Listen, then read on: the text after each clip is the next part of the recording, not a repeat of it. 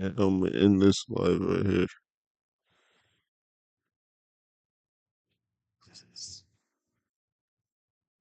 Good.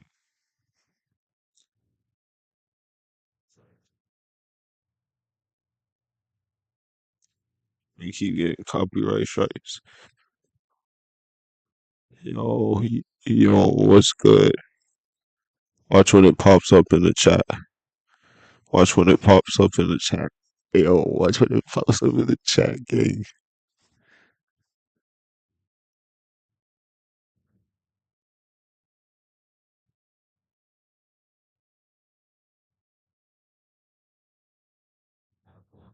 Yo, probably finna.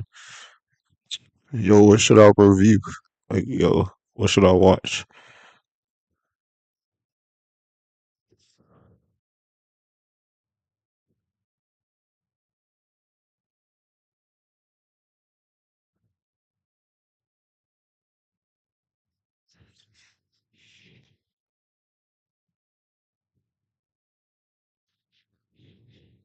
I was listening to the old ones.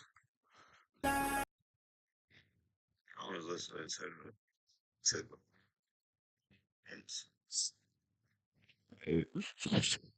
nah, I need to just on to check the chat because yo, man can't see the chat, so it's kind of peak, huh? Yeah, I ain't gonna cap. I'm gonna sleep. Um, I say for the game. Let me see. Should I play GTA? Is it GTA? Nah, let me do some top fives. Let me react to some top fives.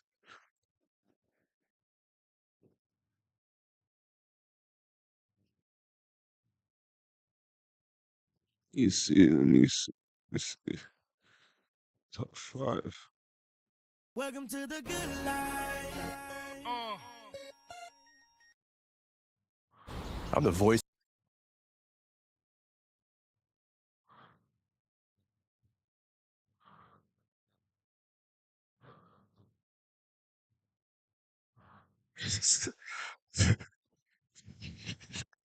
Yeah. Yeah, that came from like Today, we this. cover some of the most brutal and savage big cat attack stories we've covered on this channel all year. From lions, tigers, mountain lions, and jaguars. This video is sure to make you think twice about going into the woods ever again. Hit that like button And though they and fucked subscribe up. right now. These are the deadliest big cat attacks of 2023. Welcome to Final Affliction.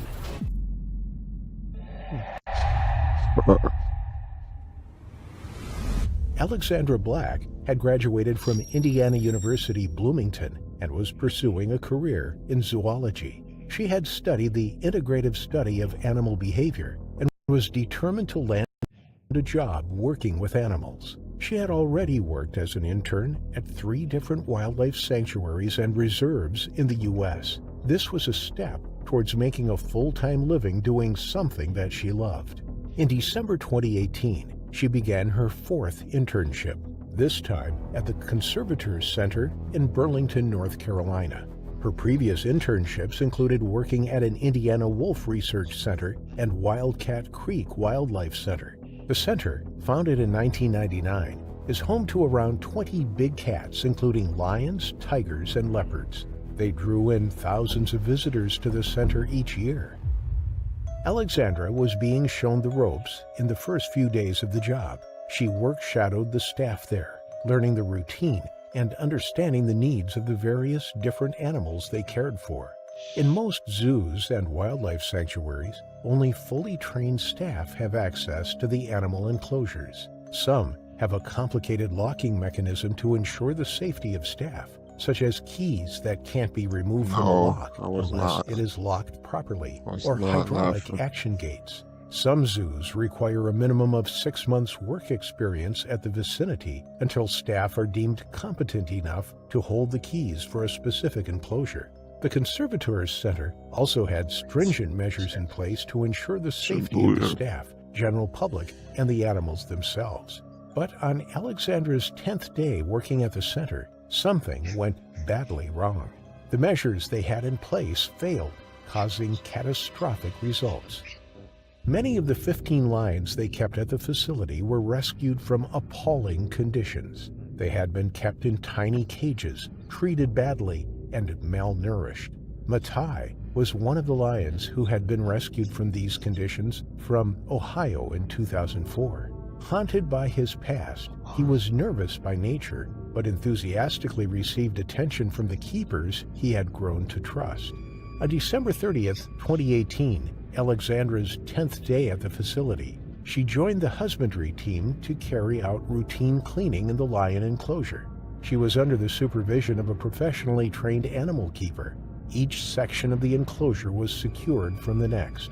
Trained personnel opened and closed the gates between the sections, but on this particular occasion, a large play ball rolled into the gateway. As the gate swung to a close, it was blocked from fastening shut by the ball. A freak accident, a 1 in a million accident that was to prove fatal.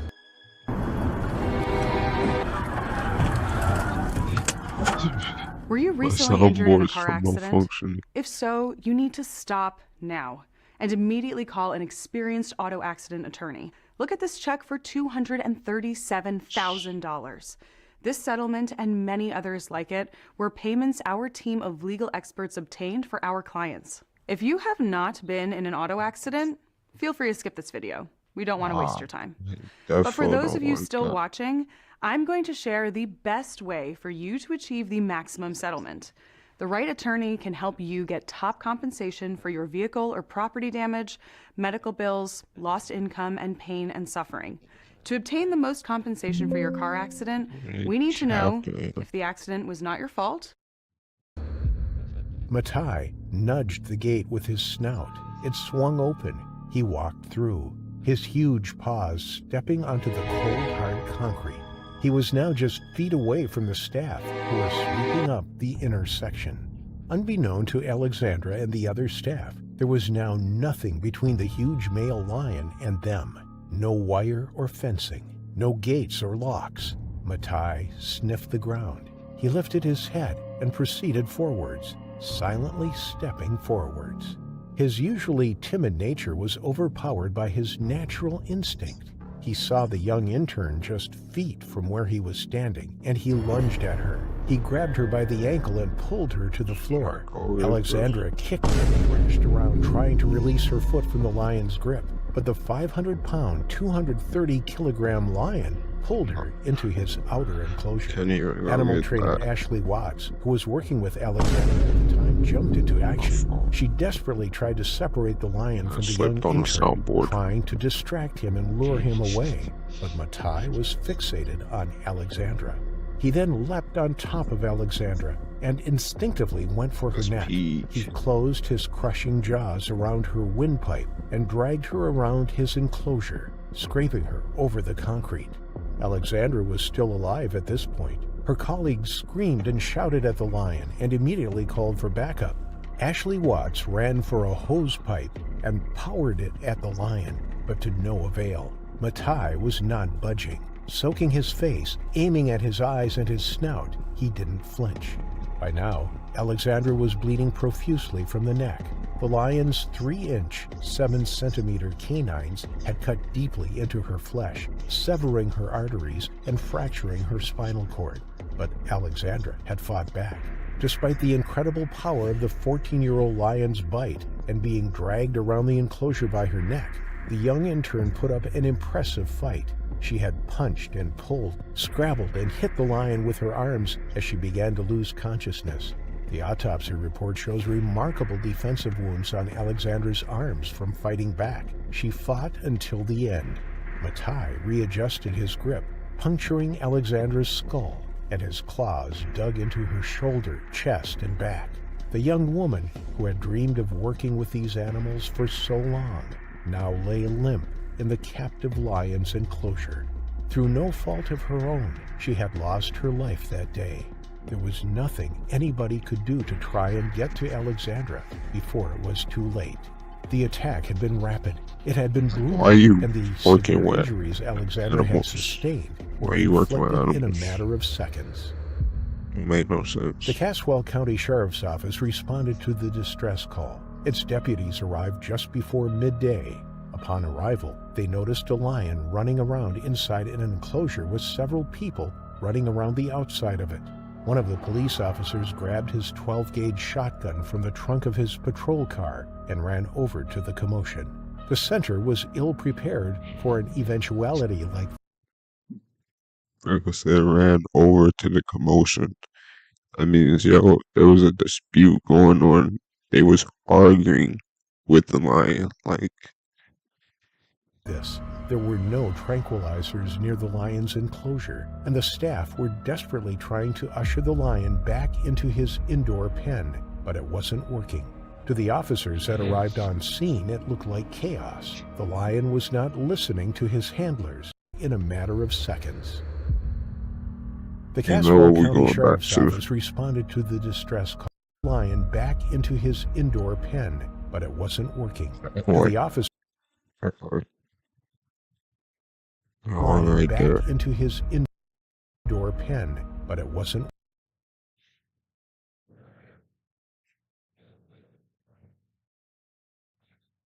working. To the officers that arrived on scene, it looked like chaos. The lion was not listening to his handlers, and he continued to pace around his enclosure, preventing anyone from getting close to Alexandra. Even when the tranquilizer darts finally arrived on the scene, one gun jammed and they had to run about, trying to find another.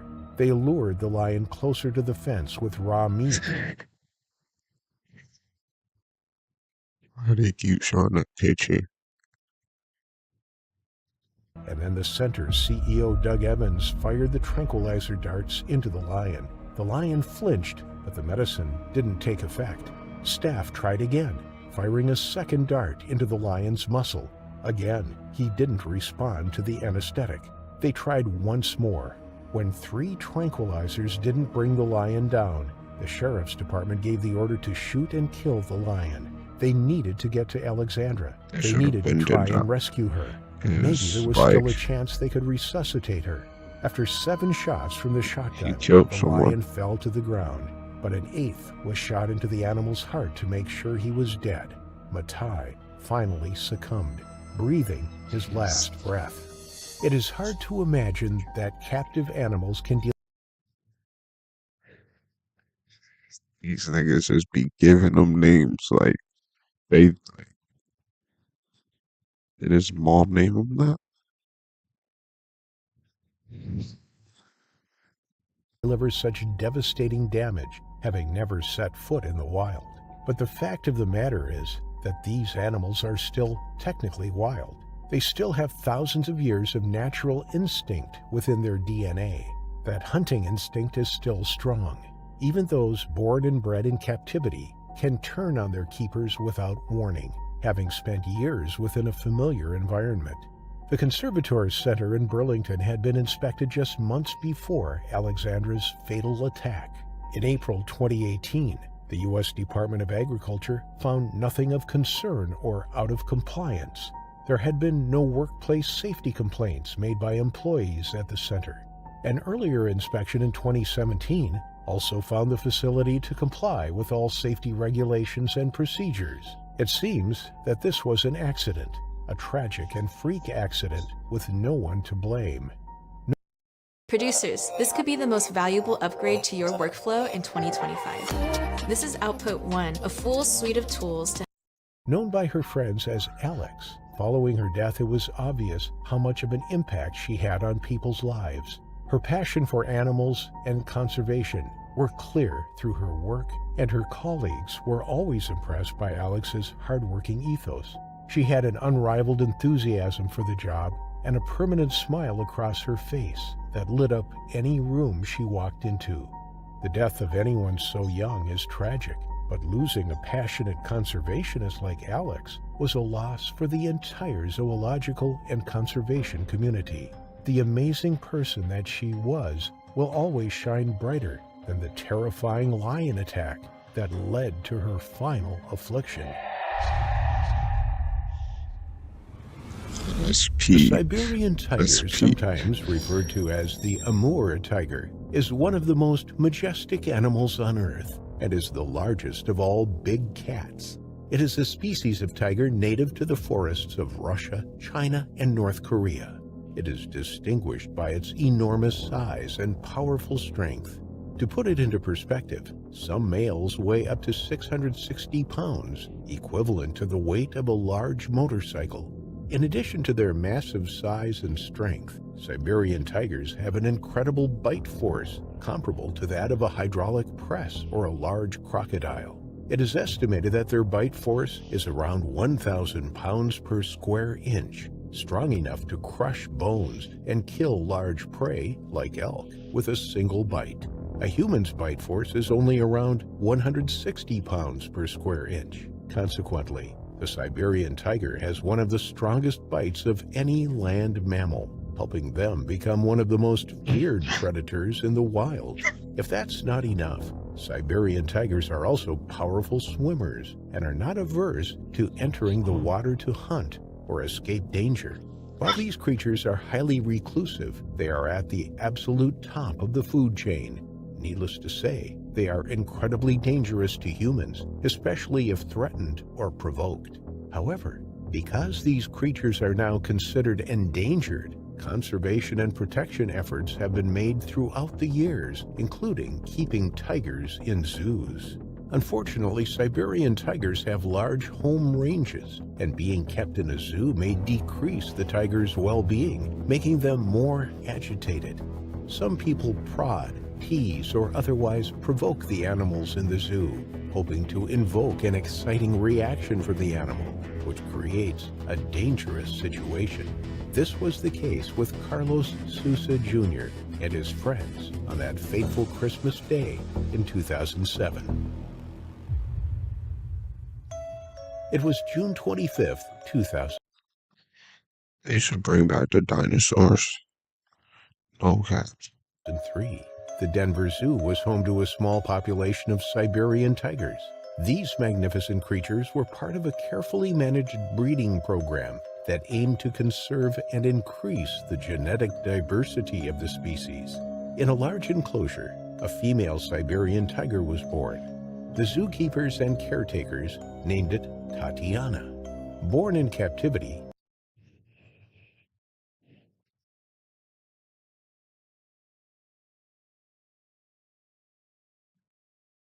How y'all just naming these animals? Like, Tatiana was not really an aggressive tiger and had no problems with people. On December 16, 2005, she was taken and permanently moved to the San Francisco Zoo to mate with a 14-year-old Siberian tiger named Tony. Everything was well until December 22, 2006, when Tatiana attacked her veteran zookeeper, Lori Komajian. In trying to feed her, Lori violated safety protocols and entered the tiger's enclosure alone, without proper notification to other staff members. As Lori approached, Tatiana attacked her by biting and clawing at her, seriously injuring Lori's head, neck, and upper body. Hearing Lori's screams, the other staff members rushed to the scene to help. I'm sorry, but that sounds like Lori fucked up. I ain't even gonna lie to you.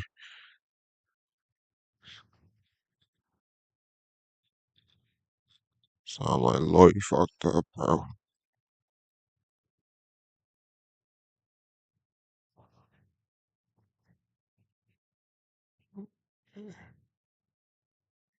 He,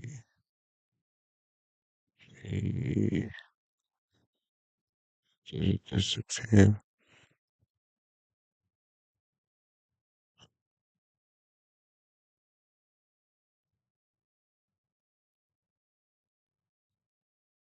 Thankfully, they were able to safely remove Lori from the enclosure and call for medical assistance. Unfortunately, this wasn't the last time Tatiana would make headlines. It was December 25th, 2007. Carlos Sousa Jr. and his friends, brothers Amritpal and Kulber Dhaliwal, arrived at the San Francisco Zoo excited to see the animals up close. Carlos was 17 years old at the time, while Amritpal and Kolber were 19 and 23, respectively.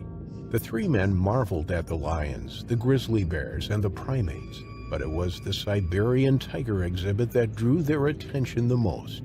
As they approached, they saw the magnificent Tatiana pacing back and forth, the creature's amber eyes. I don't want to go to no fucking zoo. Like, it's like, yo, why are you at a fucking zoo? Doesn't make no sense, gang. Fixed on them. Carlos and his friends were in awe of the tiger's size and beauty. They watched as she crouched down, muscles ripping under her thick fur, and then pounced on a toy that had been left in her enclosure. Carlos laughed as he watched the tiger play, but then he noticed something that made his blood run cold. He saw that the wall separating the tiger from the visitors seemed shorter, and that it appeared to be lower at one end of the enclosure than the other. Carlos pointed this out to his friends, but they laughed it off, saying that there was no way the tiger could jump over the wall. After all, there were barriers and trenches in front of the wall. I don't think about it, bro. One time they took me to a zoo. Like, yo, if someone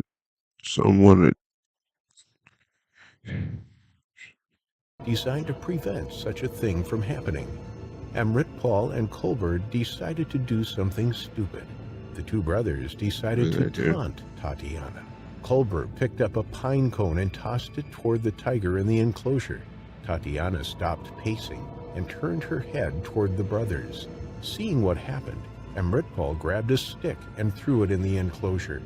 Suddenly, the two began shouting at the tiger.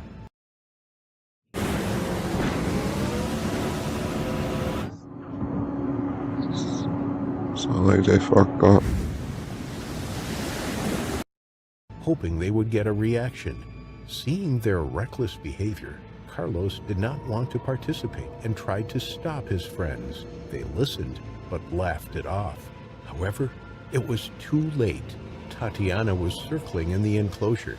She jumped from the bottom of the dry moat to the top of the wall, gaining enough height over the top to pull herself over the wall. She eyed Amritpal and immediately jumped on him. Yo, why is my man's face like that? Yo. It's a bad guy, isn't he?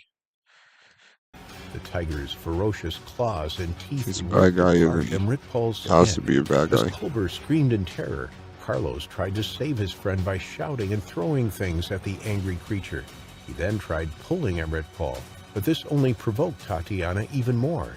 Tatiana focused on Carlos and decided to pounce on him, quickly knocking the 17-year-old to the ground. The tiger then decided to pull him away from the group, mauling him and biting him in the head and torso. Meanwhile, Amritpal and Kolber ran for their lives toward the zoo cafe 300 yards away. However, since it was already closing time, the cafe was locked. Although the two brothers screamed for their lives, the cafe employees did not think much of it, suspecting that the screaming person was mentally ill and there was no actual animal attack. Eventually, Tatiana arrived at the vicinity and began attacking Kolber. Finally, the cafe employee called 911, prompting emergency services and armed authorities to respond. I don't know if they're on, but they're screaming about an animal that has attacked them, but there's no animal out. He's talking about a third person, and I don't see the third person. Is he saying that he was bitten? It's saying that adult now, we don't know if he's not drunk. Is he saying, is the patient saying that he was bitten by an animal? He's saying that it's been by an animal, but there's no animal escape, because he could just be crazy. Okay. I don't know. It's like, 4 police officers were dispatched to the area, and the entire zoo was locked down to prevent Tatiana from escaping. What the officers saw, however, was a gruesome sight. It was Tatiana biting down on Kolber, while Amritpal was on the ground, bleeding and screaming for help. The officers pointed their guns at the creature, but they hesitated for fear of hitting Kolber. One of the officers created a distraction, forcing Tatiana to focus on them. As Tatiana angrily turned her attention to the noise, the officers shot her in the forehead, effectively killing the magnificent beast. When the paramedics scoured the scene, they found Carlos dead near the tiger enclosure. He had blunt trauma to his head and neck, scratches and bite marks to his head, neck, and chest, and skull and spinal fractures. His jugular vein was also severed in half. In the immediate aftermath of the attack, the zoo was closed while authorities investigated the incident and assessed the safety of the animal enclosures. It was learned that the walls for the enclosure were only 12.5 feet high, as opposed to the standard of 16 feet. The surviving victims, Kolber and Emritpal, received medical treatment for their injuries. The attack also sparked widespread public concern about the safety of zoos and the treatment of captive animals. Some criticized the zoo for failing to properly secure the tiger enclosure, while others questioned the ethics of keeping wild animals in captivity. While Kolber and Emritpal filed a lawsuit against the zoo, there were some interesting developments in the case. The subsequent investigations revealed that the three had alcohol in their system. Emritpal had twice the legal limit for operating a vehicle. For Carlos and Kolber, it was still under legal limits. However, authorities also found evidence of from the three men. On December 25, 2008, a life-sized sculpture of Tatiana was increased. The attack also sparked widespread public concern about the safety of zoos and the treatment of captive animals. Some criticized the zoo for failing to properly secure the tiger enclosure, while others questioned the ethics of keeping wild animals in captivity. While Kolber and Emritpal filed a lawsuit against the zoo, there were some interesting developments in the case. The subsequent investigations revealed that the three had alcohol in their system. Emritpal had twice the legal limit for operating a vehicle. For Carlos and Kolber, it was still under legal limits. However, authorities also found evidence of from the three men. On December 25, 2008, What was it that they found? Gotta be specific, like, a life-sized sculpture of Tatiana is it? was unveiled at the community garden on the Greenwich Steps at 274 Greenwich. A year later, the lawsuit between the two brothers and the zoo was settled for $900,000. Meanwhile, a lawsuit by Carlos's parents was settled on undisclosed terms. In that same year, Emritpal was sentenced to spend more than a year in state prison due to run-ins with the law, including probation violations, evading arrests, and speeding. Additionally, after filing the lawsuit, Emritpal was immediately arrested on suspicion of shoplifting. In 2012, Kolber died of undisclosed reasons at the age of 24. It's very obvious from public records that the two brothers were likely provoking Tatiana, causing her to wreak havoc. Additionally, it was doubly sad that after Carlos tried saving his friends, they ran away from him to desperately save themselves. Ultimately, the aftermath of the Siberian tiger attack was a somber reminder of the dangers of interacting with wild animals and the importance of maintaining proper safety measures to prevent further tragedies. This story goes to show that even while visiting a zoo, accidents still happen, and if you aren't careful, it can lead to your terrifying final affliction. I just got paid $60,000 for my car crash from using this app on my phone. And I don't know if you could see this, but it's called the Case Connect Compensation Calculator right here. And I hate it's those for commercials. $60,000. The following story has few concrete details. It seems that no one is willing to talk openly about what happened at a small private zoo in Russia on December 2, 2017. Set within the Istra district, located 25 miles west of Moscow, lies the village of Obnovyeny Trud. The locals seem to be a close-knit community, that is, except for one local in particular. Sergei Alexandrovsky made his millions in the He looks like Mark Zuckerberg, doesn't he? Maddtekheart bird Russian.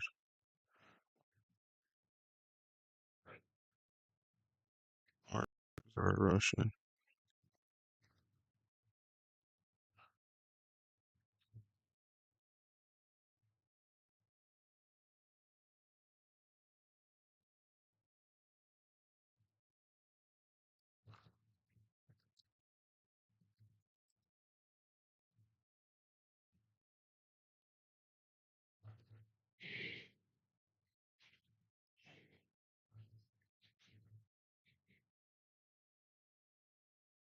Ah, of course he's American. What he do? Let's see. So we could find an image when Mark looks like him.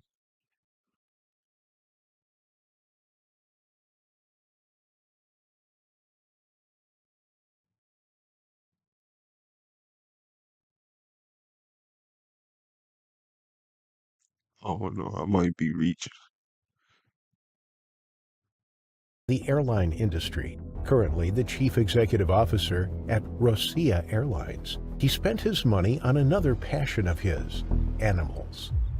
In the early 2000s, he set up a private zoo at his home in the village. He opened it to paying guests. It was more of a menagerie than a zoo, with animals held in small enclosures, isolated, and with little in the way of environmental enrichment. In 2020, Russia passed a law that meant keeping many exotic animals privately was banned. This was for the welfare of the animals as well as the safety of the owners. However, before the law was passed, it was relatively easy for civilians to purchase and keep exotic pets within Russia. Those purchased before 2020 are allowed to be kept until the end of their natural life. Some locals in Sergei's village didn't like having the zoo animals on their doorstep. It made them feel uneasy and unsafe. At night, they heard the roaring of the lone lion. They heard its constant deep grunting as it paced up and down in its enclosure. It was something that many described as annoying, but the animals wanted to get out. They wanted to escape. It was deemed a dangerous neighborhood for fear of what lurked in Sergei's backyard. As well as housing a lion and a tiger, Sergei Somebody beef you. I don't even care if a nigga got strapped. Like, I'd rather have a lion. Like, if I got a lion, you can keep your strap. Just gonna let the lion out on you. Zoo was also home to a black panther whose name was Milan. After 10 years without incident, except for some disgruntled neighbors, something was about to go horribly wrong. Security wasn't as tight as it perhaps should have been. People could walk right up to the big cat's cages, just inches from the animals' faces. Although the details are sketchy and the following is a presumption from the zoo's owner, Sergei, it seems the most likely explanation for what happened that day. A Ukrainian man. So you don't even know what happened. Nigga just capping, bro. Just capping, bro. Man was staying with two of his friends nearby. It was a reunion of sorts, and the three of them were enjoying plenty of drinks when they decided to visit the zoo. Under the influence of a significant amount of alcohol, they began to behave mischievously, and one of them claimed that he could feed the Black Panther. He was bold and brazen, fueled by the alcohol in his system and the confidence it gave him as he walked up to the enclosure. The holes in the black metal mesh were too small to put his hand through, so instead, he decided to try the gate. It was locked. The panther was lying, resting on its wooden shelf inside one section of its enclosure. It lifted its head and watched the man as he tried to work out how to get in through the gate. Its placid appearance lulled the man into a false sense of security. Despite having been locked up its entire life, the panther was anything but docile. It still had its killer instinct, and the foolish man was about to enter its territory, its domain, the one thing that belonged to it, and the one thing that it could instinctively protect. This game, Yes, that's true. you're not ready for it. Yes, that's true. The Ukrainian man managed to break the lock and force his way into the enclosure. The second he stepped foot inside, the Black Panther leapt down from its shelf. It trotted over to the man and, without hesitation, leapt onto him. Black panthers are melanistic variants of leopards or jaguars, and it has not been divulged which species this one was. Both stalk their prey, getting within feet of it before pouncing on top of it.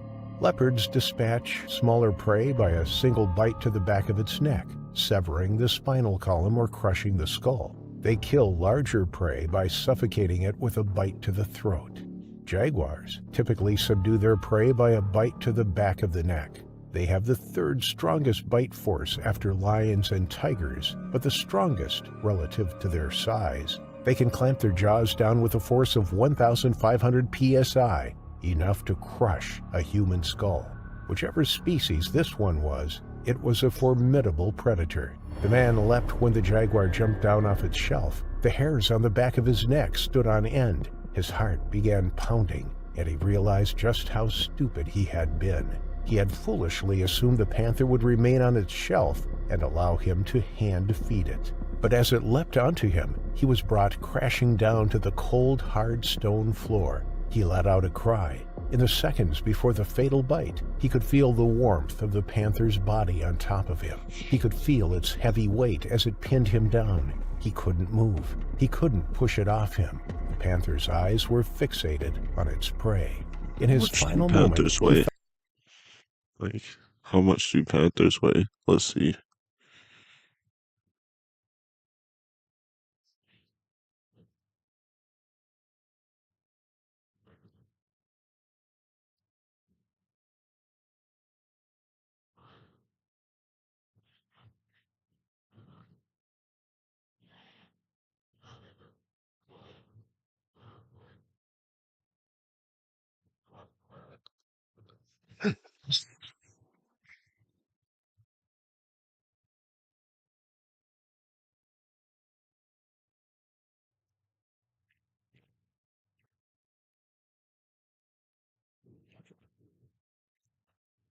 Right, a tiger could be a panther.